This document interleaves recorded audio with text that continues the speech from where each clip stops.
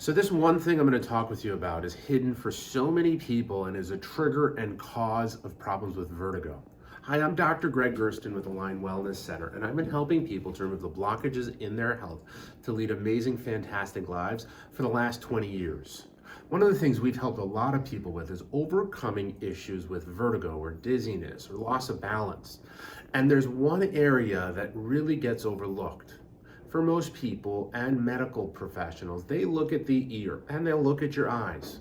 But one of the places we've got to pay attention to is the jaw.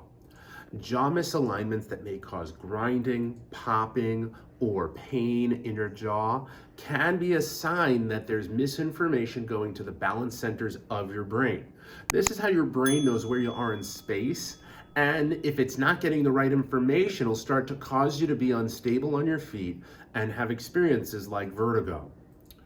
When we're working with a person who has experienced vertigo, this is one of the main things that we're going to look at to understand: how does the jaw move?